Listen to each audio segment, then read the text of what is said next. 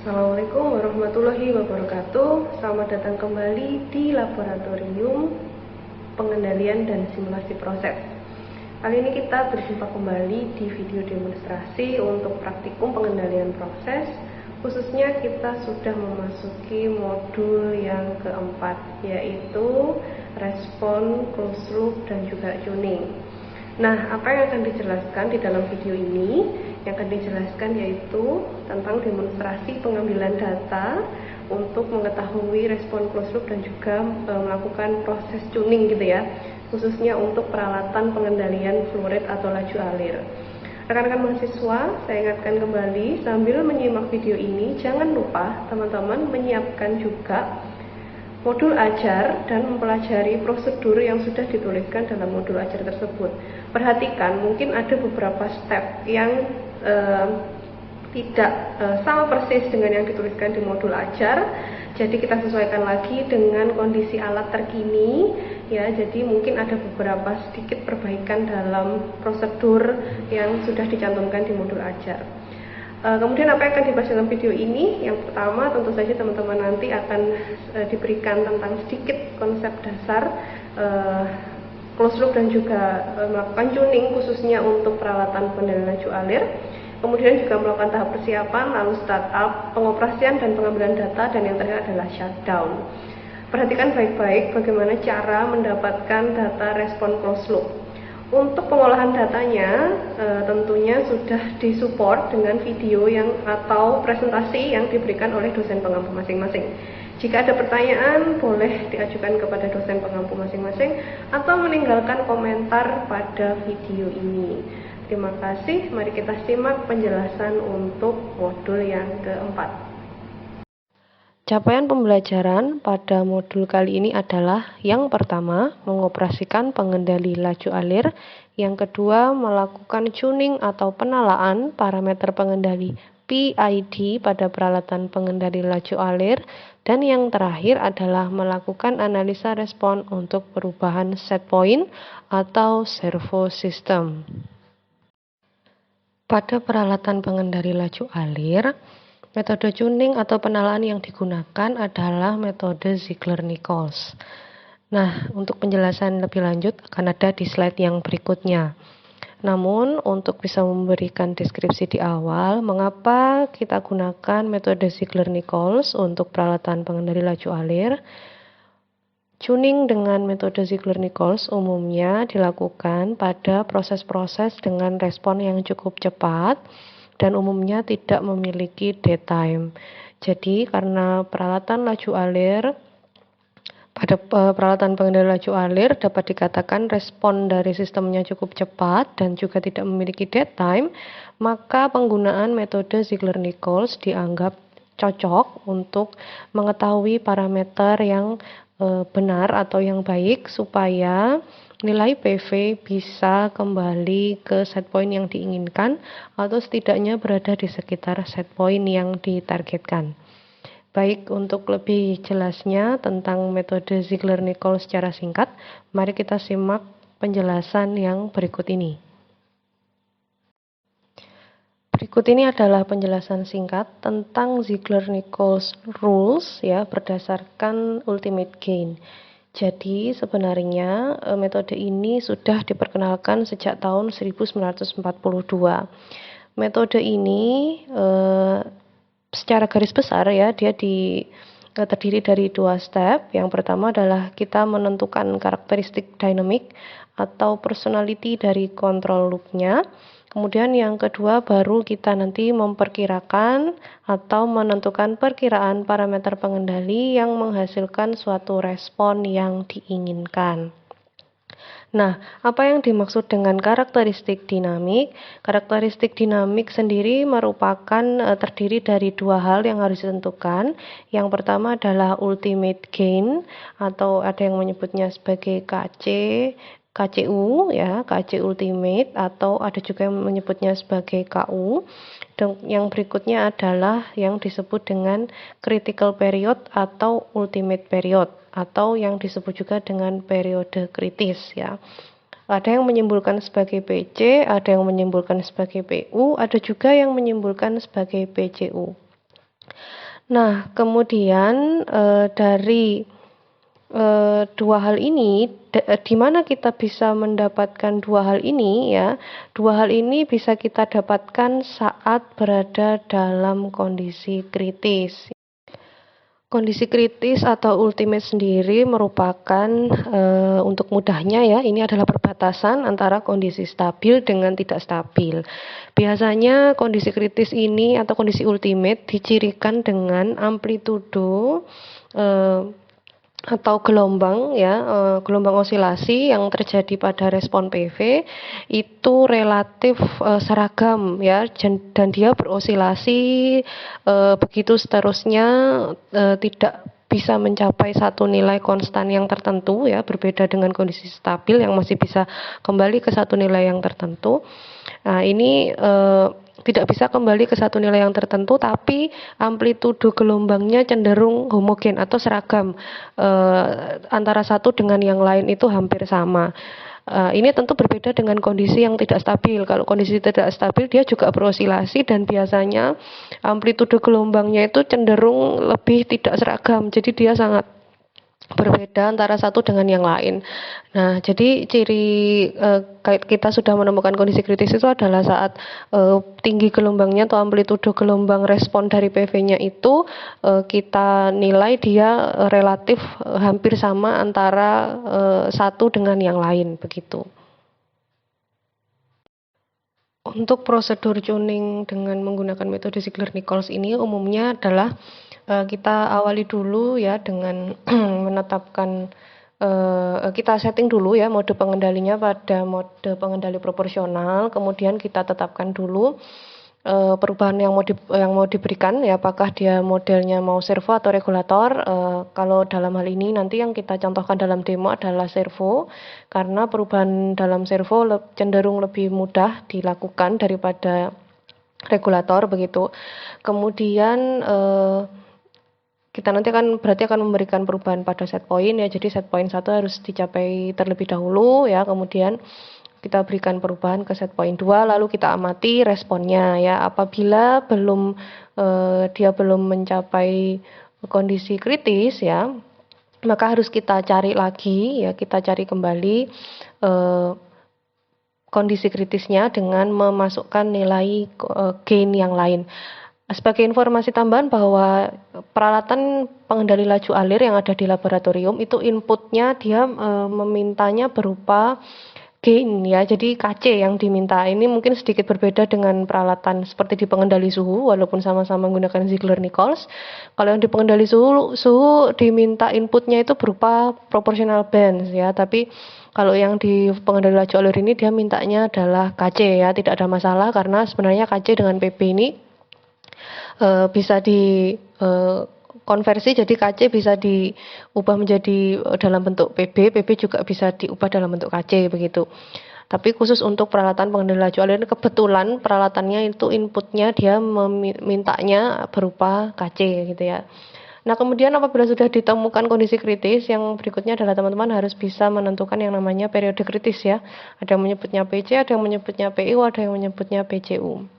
Periode kritis ini adalah biasanya ditandai dengan waktu yang dibutuhkan untuk dari puncak 1 ke puncak setelahnya gitu ya, pada kondisi kritis ya. Jadi dari puncak 1 ke puncak yang setelahnya yang dianggap dia sudah mulai menunjukkan osilasi yang seragam begitu antar puncak. Nah, itu berapa waktu yang dibutuhkan untuk dari puncak 1 ke puncak yang lain yang berurutan ya. Jadi misalkan 1 dengan 2, 2 dengan 3, 3 dengan 4 begitu seterusnya ya. Jadi harus dengan yang setelahnya atau harus dengan yang berurutan gitu ya. Kemudian apabila KCU atau KC ultimate, atau kalau peralatannya mungkin meminta dia berupa PB, kita hitung ya, ini adalah step yang kedua, yaitu kita memperkirakan atau menghitung perkiraan berapakah parameter yang sesuai ya, supaya set point kita bisa tercapai begitu, atau istilahnya pengendalian kita bisa dilaksanakan dengan baik begitu ya. Untuk persamaan yang ada di tabel atas ini, kalau yang diketahui adalah KC, sedangkan yang di bawah ini adalah apabila yang diketahui adalah PB. Sebenarnya dua tabel ini merepresentasikan perkiraan Ziegler-Nichols sama saja, tapi hanya yang bagian atas ini dia inputannya berupa KC atau gain controller, sedangkan untuk yang di bawah ini berupa proportional band. Kalau dikonversi sih rumusnya sama saja ya, bisa menggunakan yang atas, bisa menggunakan yang bawah, tergantung data mana yang diketahui itu. Oke, mungkin yang selanjutnya kita langsung mencoba mendemonstrasikannya bagaimana caranya untuk menentukan kondisi kritis ya. Mari kita simak penjelasan yang berikutnya. Berikutnya akan ditunjukkan ya bagaimana proses pengambilan data dimulai dari persiapan, kemudian startup, lalu yang berikutnya adalah operasi. Operasi di sini terdiri dari tuning dan aplikasi hasil tuning pada sistem closed loop. Untuk tuning sendiri yang dimaksud di sini adalah diawali dengan menentukan yang namanya kondisi kritis ya. Dan yang terakhir adalah tahapan shutdown. Untuk lebih jelasnya, mari kita mulai menyaksikan dan mempelajari dengan seksama tahapan-tahapan dalam melakukan analisa respon hasil tuning sistem closed loop pada peralatan pengendali laju alir.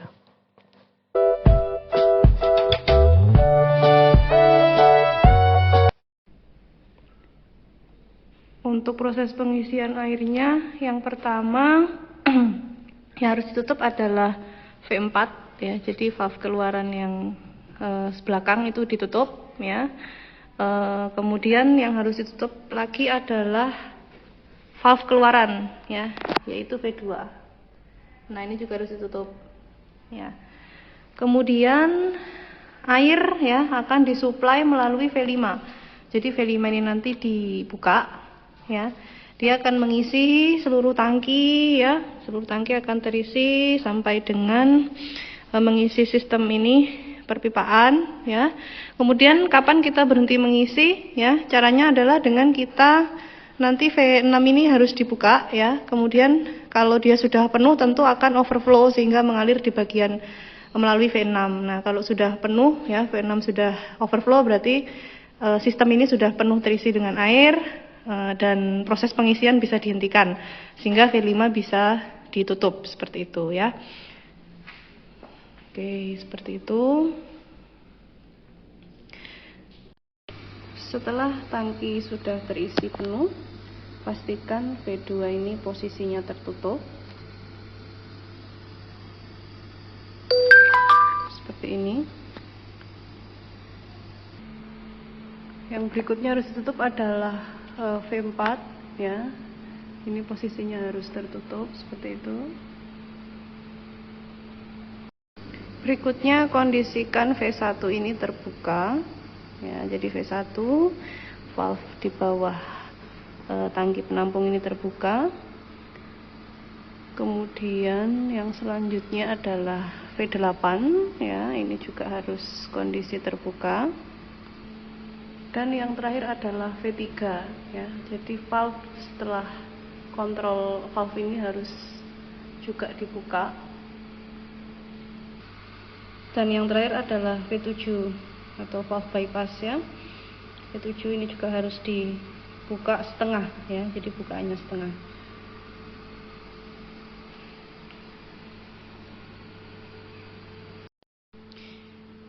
Yang berikutnya adalah pastikan USB yang menghubungkan antara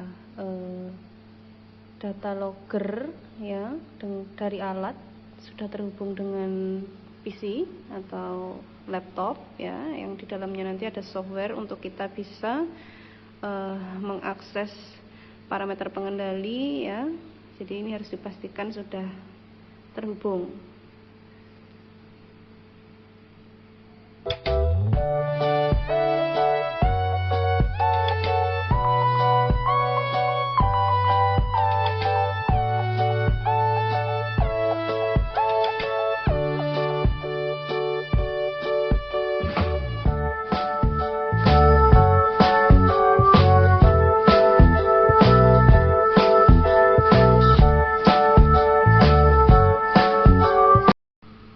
Berikutnya adalah setelah kita pastikan peralatan ini terhubung dengan power supply atau power ya, listrik begitu. Kemudian yang selanjutnya adalah kita hidupkan ya dengan cara menaikkan saklar ini ke arah atas ya.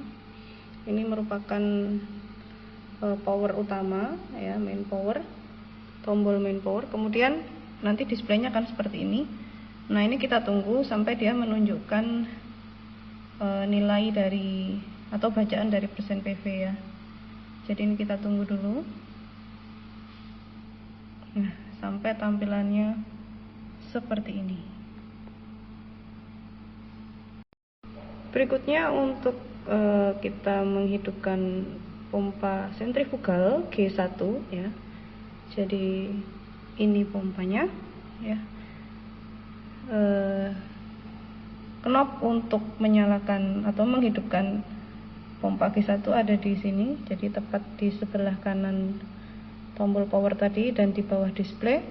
Ini kita putar ke arah kanan, ke arah on ya.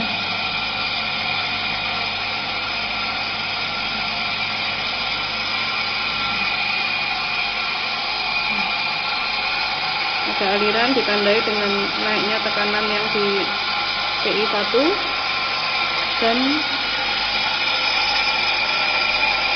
flow indikatornya menunjukkan bacaan dari PV atau nilai PV ya yang dibaca di sepanjang aliran pipa.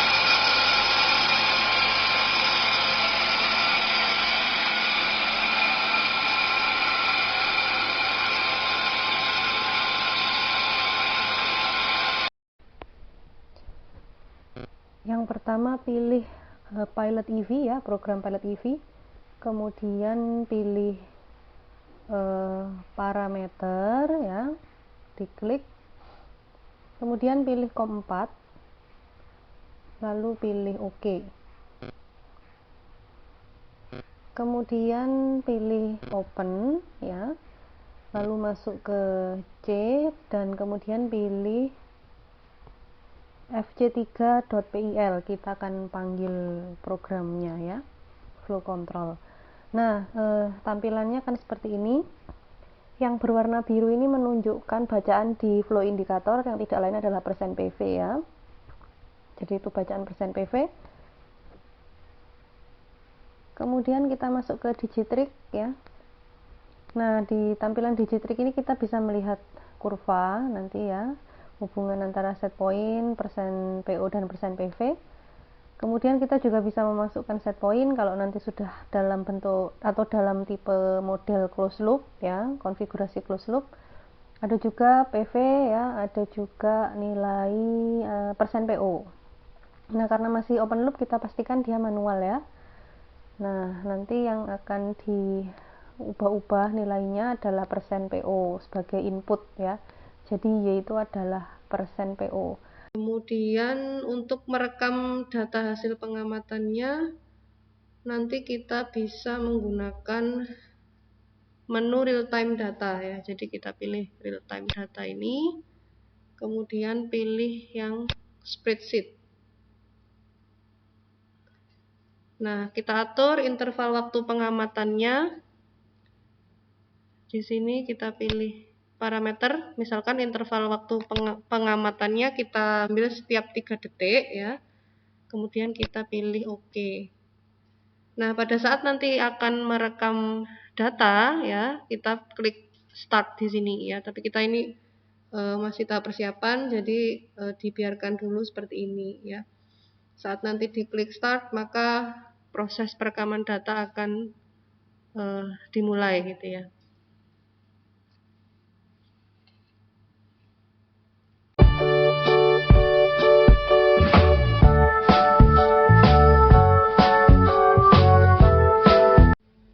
Selanjutnya yang harus dilakukan adalah kita harus memastikan bahwa peralatannya berada dalam kondisi manual terlebih dahulu.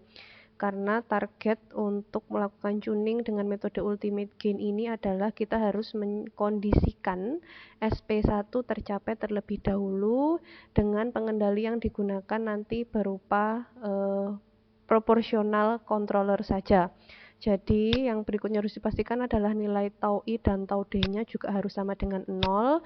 Nah, kita nanti akan mencari ini nih, gain ultimate-nya ini loh berapa gitu ya. Kemudian kita pastikan manual dulu. Nah, nanti ya kita mengkondisikan supaya PV di sini ya, PV1 sama dengan set point-nya, yaitu dengan mengubah-ubah nilai dari persen PO-nya, atau kalau di sini disimbolkan sebagai Y. Nah, ini kita nanti coba naikkan sedikit demi sedikit supaya PV1 sama dengan SP1 ya, gitu. Setelah itu baru nanti dilakukan tahapan yang berikutnya. Baik, teman-teman pastikan ya manual. Kemudian kita nanti juga harus memastikan bahwa dia dalam kondisi pengendali P saja. Lalu tugas berikutnya kita adalah mari kita coba kondisikan berapakah persen PO-nya supaya PV1 sama dengan set point 1. Yang kita tuju di sini adalah 50 ya. Mari kita simak bagaimana cara melakukannya. Setelah nilai persen PO diatur supaya PV1 sama dengan set point 1, ini jangan lupa dicatat ya teman-teman mahasiswa. Kemudian kita pastikan, kita coba dulu nih gainnya di 0,5. Dan jangan lupa pastikan nilai tau I dan tau D-nya juga 0. Karena untuk metode gain ultimate atau Ziegler-Nichols ini, kita harus berada dalam kondisi proporsional controller ya. Kemudian kita ubah ke mode auto. Ya, lalu kita berikan perubahan set point ya, yang awalnya 50 kita ubah ke 55 dan kita lihat bagaimana responnya.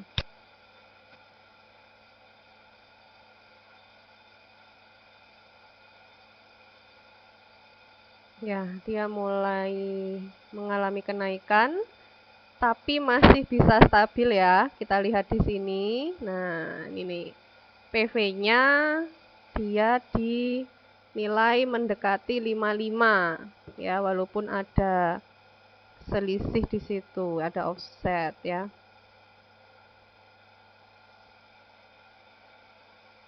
Oke. Nah, kemudian berarti ini belum bisa dikatakan kondisi ultimate atau kondisi kritis. Lalu bagaimana yang harus dilakukan? Ya, kita ulangi lagi, dimanualkan lagi, kemudian dikondisikan lagi PV sama dengan set point dengan nilai gain yang berbeda. Ya, sampai kita menemukan kondisi ultimate begitu. Ya, mari kita coba lagi ya dengan nilai gain yang berbeda.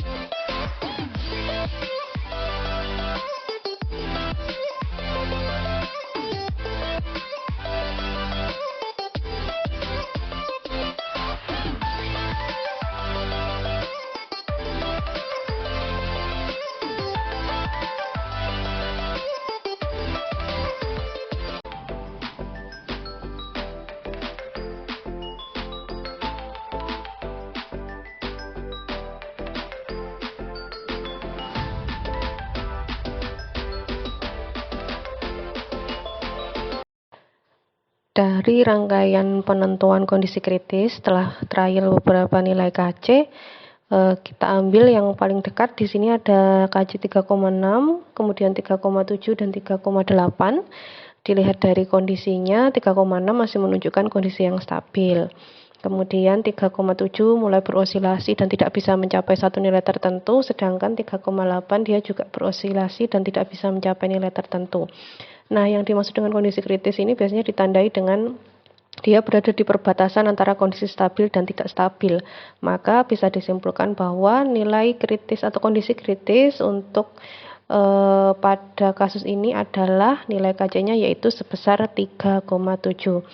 Nah, setelah diketahui nilai dari kondisi kritisnya, maka teman-teman mahasiswa bisa menentukan nilai periode kritisnya ya dengan cara hitung ya berapakah waktu yang dibutuhkan untuk mencapai dari puncak 1 ke puncak setelahnya, berapa lama waktunya.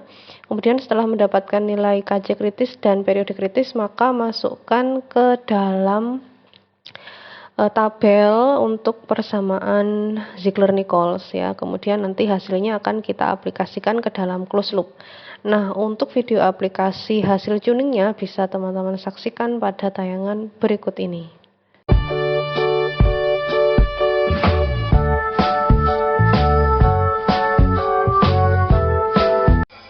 Setelah melakukan proses tuning dengan metode Ziegler-Nichols dan melakukan perhitungan parameter, sekarang kita akan mencoba mengaplikasikan nilai parameter pengendalinya ke dalam sistem closed loop. Yang pertama adalah pastikan peralatan dalam kondisi manual seperti ini ya. Kemudian yang berikutnya adalah kita masukkan nilai gain. Untuk yang pertama kita coba dulu untuk pengendali proporsional atau tipe P ya. Nah, berdasarkan hasil tuning didapatkan nilai gainnya adalah 1,85. Kita masukkan di sini 1,85.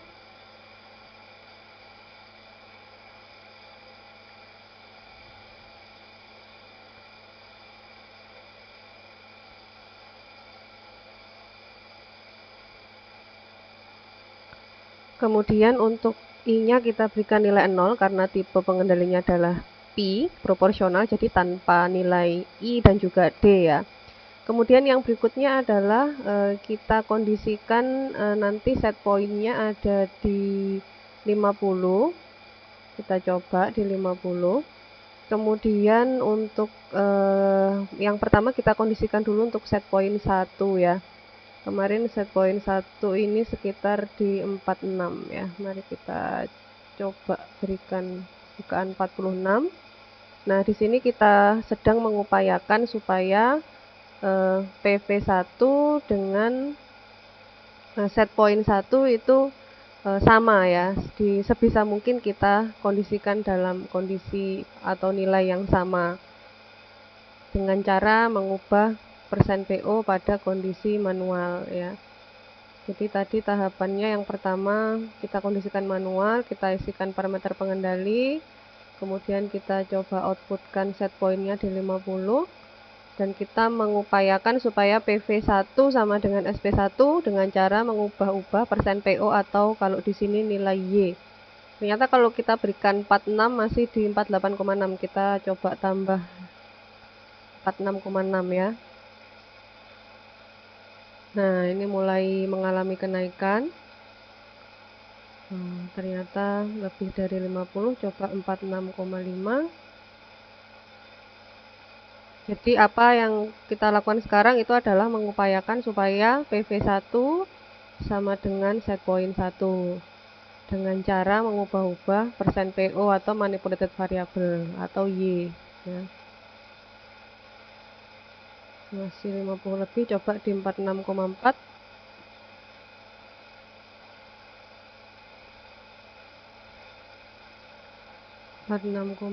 Nah, ternyata di bukaan 46,4 ini sudah mendekati set pointnya ya. Jadi PV1 sudah mendekati SP1.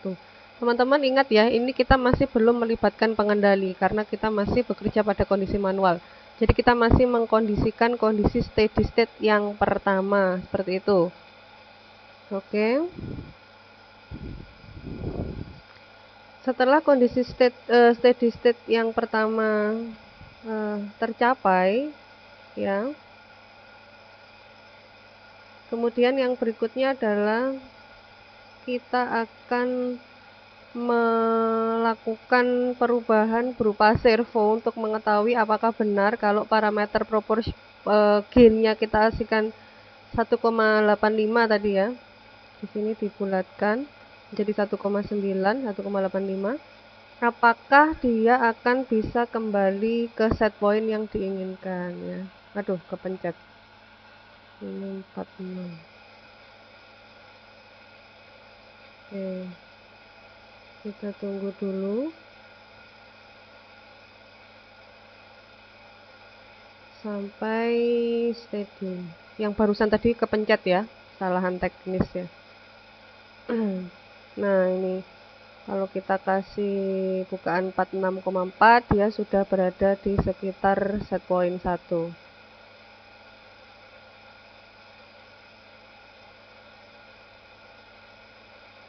Oke, kita tunggu dulu sampai PV1 benar-benar konstan dan mendekati set point 1 ya.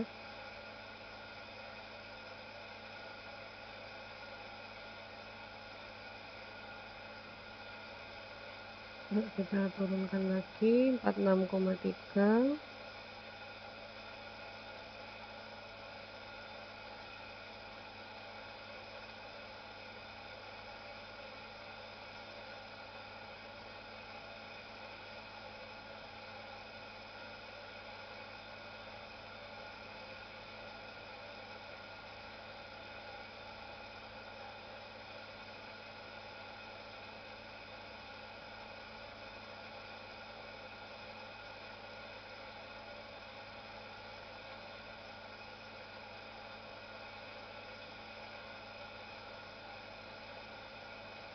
Oke, sepertinya di bukaan 46 ini sudah mendekati ya, mendekati set point 1.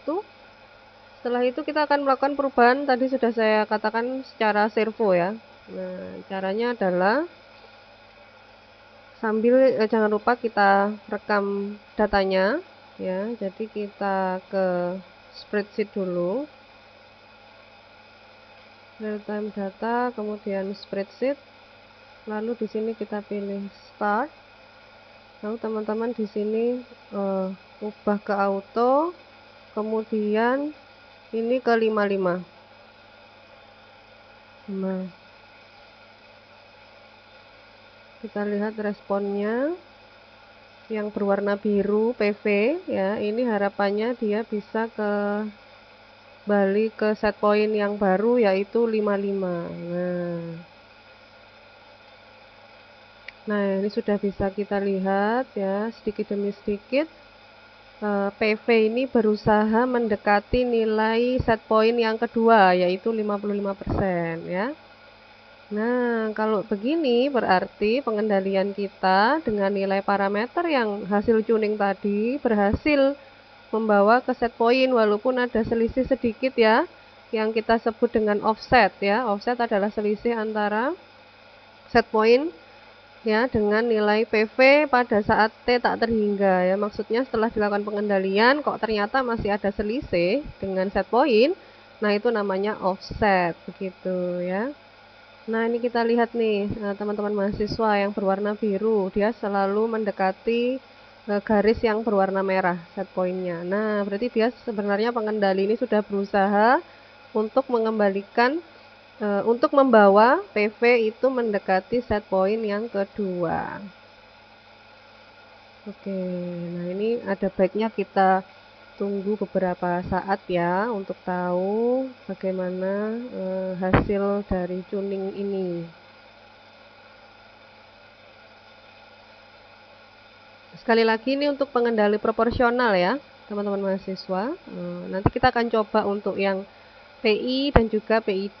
Untuk tahu apa sih bedanya P, kemudian PI, dan PID begitu ya. Kebetulan alat ini memungkinkan untuk ketiga pengendali tersebut ya. Karakteristik yang berbeda-beda tentunya nanti akan bisa dilihat gitu. Oke, mungkin kita bisa sambil lihat spreadsheetnya. Ada di sini.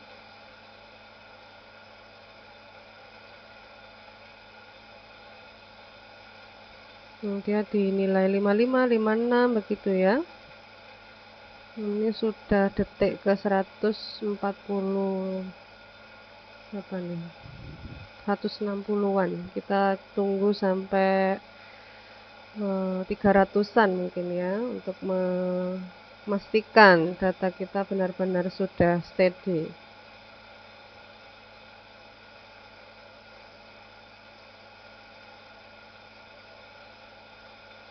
Ya, kalau dilihat ini tren datanya ya di sekitar 55, 56 gitu ya. Intinya dia berusaha mendekati set point sebenarnya, yaitu 55 ya. Nah, ini pengendali mulai bekerja. Dia mulai membuka dan menutup persen PO sesuai dengan kebutuhan ya. Yang penting tujuannya adalah supaya PV bisa sama dengan set point atau setidaknya berada di sekitar set point.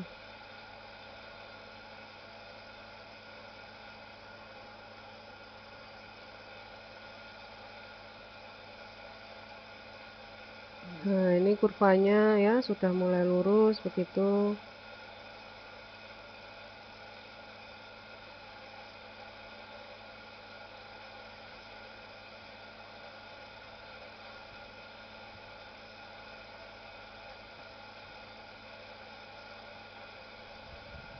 Ya, ini sepertinya nilainya sudah konstan ya, ada di sekitar sini. Sudah steady begitu, berarti kita bisa stop datanya, kemudian kita simpan ya. Kita stop dulu datanya. Saya kira nilainya sudah ada di sekitar sini ya, 55, 56 begitu.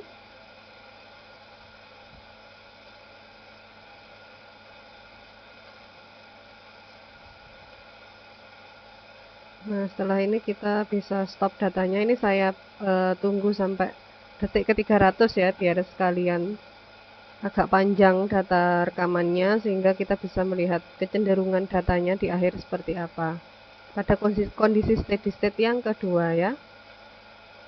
Oke, mari kita lihat. Nah, ini sudah, mari kita stop, kemudian kita save ya, seperti biasa.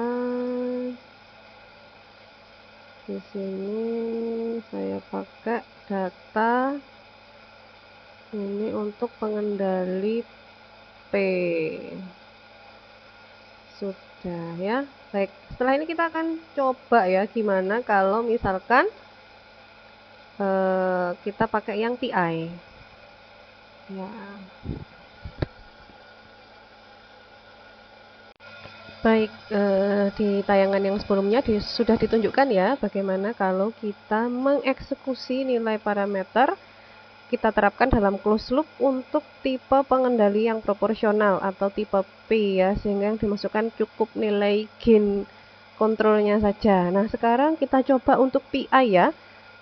Langkahnya masih sama, kita awali dengan memastikan peralatan dalam kondisi manual. Kemudian kita masukkan nilai parameter yang hasil tuning ya, kita dapatkan dari hasil tuning. Di perhitungan yang sebelumnya sudah ditunjukkan. Di sini kita dapatnya 1,68 untuk gainnya. Kemudian nilai I-nya kita pakai nilai 38 dibagi 60 0,65 ya. Kita coba 0,65. Kemudian D-nya diberikan 0 ya. Jadi di sini 0,65. Oh, dibulatkan ya. D-nya 0 gitu. Kemudian kita atur set point 1 di 50.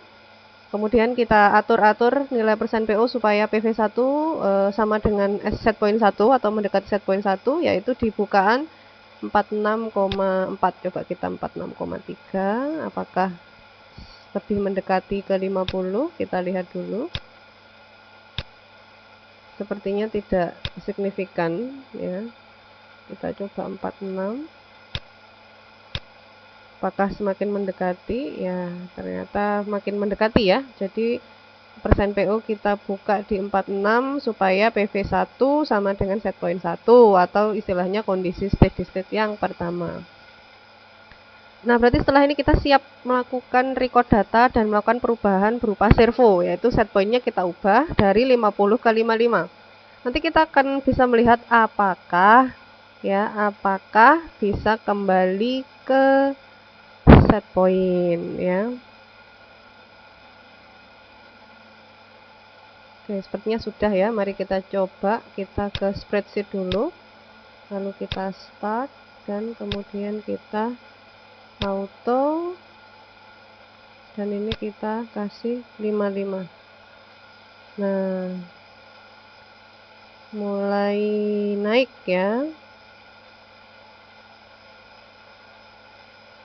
Nah, ini kita lihat nih, PV nya berusaha mendekat ke 55. Nah, ini garis biru yang merupakan PV ini berusaha mendekat ke set point ya, ke set point yang ini tadi. Nanti kita bisa menganalisa ya teman-teman mahasiswa, kira-kira performa untuk PPI dan PID itu lebih bagus yang mana. Kalau konteksnya semakin dekat ke set point ya, itu akan sesuai dengan yang kita harapkan tentunya ya, karena target kita itu kan set point itu ya. Nah, ini mendekat ke set point ya, sudah di 54,9, 55. Nah, ini garis biru dan merah ini sudah bisa berhimpit begitu ya.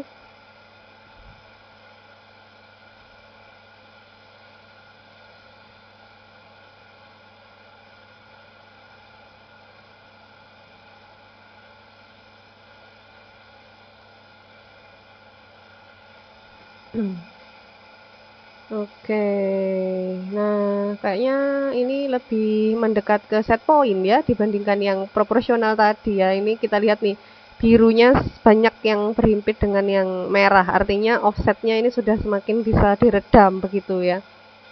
Nah, oke, kita tunggu beberapa saat lagi sebelum kita putuskan untuk stop record data ya teman-teman mahasiswa.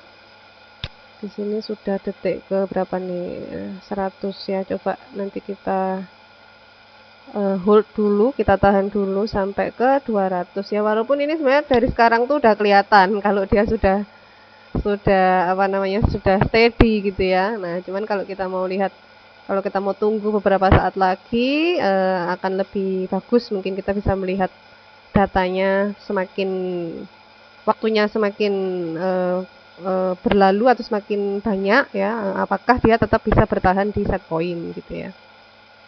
Nah, ini nih birunya sudah banyak yang berhimpit dengan yang merah ya. Nah, itu berarti set pointnya bisa tercapai begitu. Nah, kita mungkin ini ya, tunggu sampai 200 sekon baru kita save aja ya mungkin.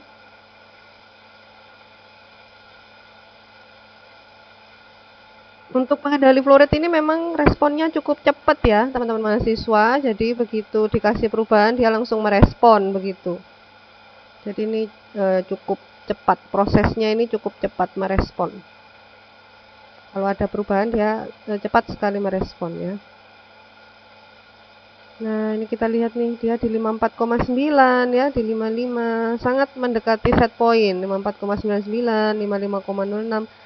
Nah, ini sudah, kalau menurut saya ini sudah lebih baik dari yang tadi kan, tadi masih di 56, sekian gitu ya, ini sudah di 55. Nah, oke, kayaknya sudah cukup ya. Sudah di 200-an dan nilainya sepertinya konstan ada di sini. Jadi saya stop aja ya. Kemudian saya save. Saya kasih judul ini yang PI.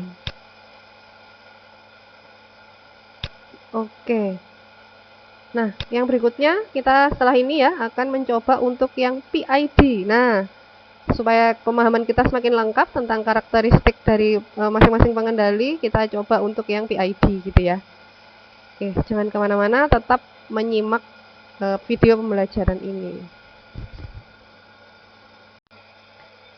Oke, rekan-rekan mahasiswa, kali ini kita akan coba tipe pengendali yang terakhir ya. Yang tadi sudah Pi, kemudian PI. Nah, untuk melengkapi pengetahuan kita akan coba mengeksekusi untuk yang PID. Jadi dari hasil perhitungan tuning dengan menggunakan metode Ziegler-Nichols atau Ultimate Gain, kita bisa mendapatkan untuk tipenya yang PID ya, gainnya di sini didapatkan 2,17 ya.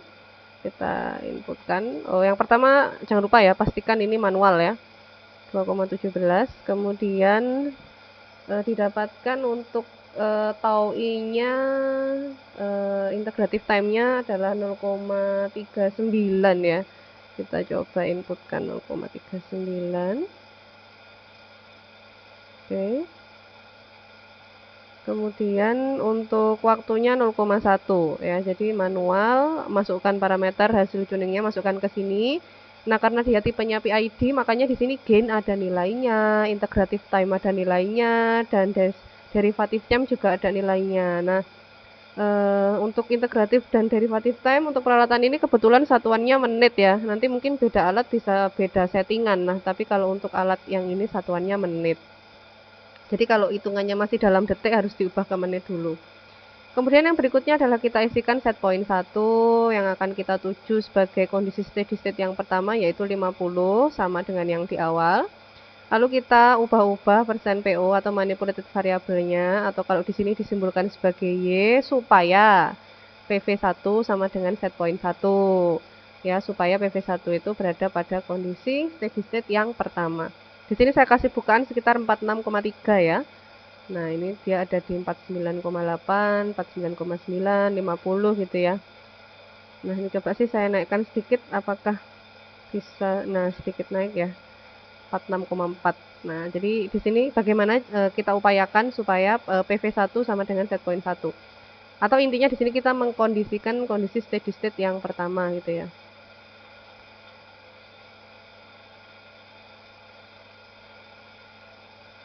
Ya, nah kalau sudah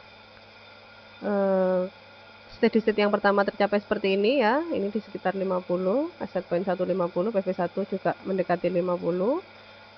Parameter sudah dimasukkan, berikutnya kita eksekusi bagaimana close loop-nya gitu ya. Nah, jangan lupa kita simpan datanya. Kita start dulu seperti ini. Kemudian kita pindah ke auto. Lalu kita kasih perubahan servo ke 55 ya. Nah, kita lihat nih.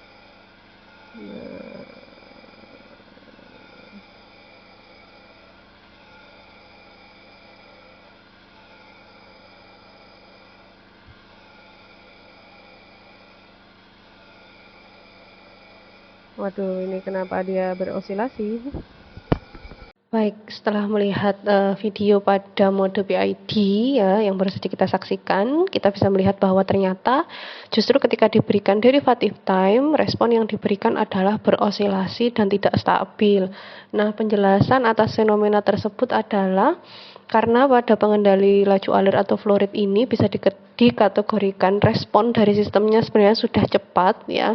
Jadi tanpa diberikan aksi derivatif sudah cepat, dan juga tergolong proses dengan noise yang cukup tinggi. Jadi kalau kita lihat grafiknya tidak terlalu smooth, tidak terlalu halus, melainkan banyak puncak-puncak kecil-kecil seperti itu. Jadi bisa dikategorikan noise-nya juga termasuk tinggi, sehingga pemberian aksi derivatif ini justru akan membuat sistemnya tidak stabil ya. Jadi ketika kita memiliki proses ya di mana responnya sebenarnya sudah termasuk dalam respon yang cepat ya, maka aksi derivatif sebenarnya tidak diperlukan ya. Jadi ketika ditambahkan aksi derivatif justru memicu ketidakstabilan di dalam proses tersebut. Nah, jadi dari sini bisa kita lihat bahwa tidak selamanya PID akan menjadi pengendali yang terbaik, tergantung kembali lagi kepada karakteristik dari proses yang sedang kita kendalikan ya. Jadi itu tadi sedikit penjelasan yang bisa kami berikan ya, mengapa DP kemudian PI bisa membawa PV kembali kepada set point atau di sekitar set point, namun pada saat diberikan aksi derivatif pada PID justru malah menyebabkan responnya menjadi tidak stabil ya, karena memang untuk pengendali flow rate itu sudah tergolong dalam proses dengan respon yang cepat dan juga terdapat noise di dalamnya, jadi aksi derivatif sebenarnya tidak diperlukan ya karena sudah cepat. Kalau semakin dipercepat ditambah dengan aksi derivatif justru akan memicu terjadinya ketidakstabilan proses, begitu ya.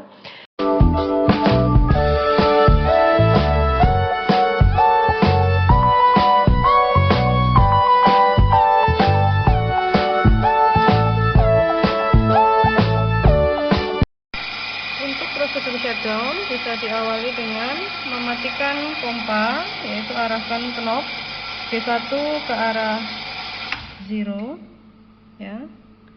Jadi aliran air berhenti. Kemudian bisa diikuti dengan menurunkan saklar power utama ke arah bawah. Nanti akan diikuti dengan displaynya mati seperti itu ya. Demikian tadi prosedur shutdown untuk peralatan pengendali flow rate. Demikian tadi rekan-rekan mahasiswa penjelasan tentang demonstrasi pengambilan data untuk modul yang keempat. Semoga bermanfaat untuk teman-teman sekalian dan bisa memberikan deskripsi bagaimana cara kerja dari modul yang keempat ini ya. Setelah ini teman-teman bisa melanjutkan dengan mengerjakan LKM yang sudah diberikan. Apabila ada pertanyaan bisa diajukan kepada dosen pengampu masing-masing atau meninggalkan komentar pada video ini. Terima kasih atas perhatiannya, semoga bermanfaat. Mohon maaf jika ada kesalahan dalam menyampaikan materi. Saya akhiri, wassalamualaikum warahmatullahi wabarakatuh.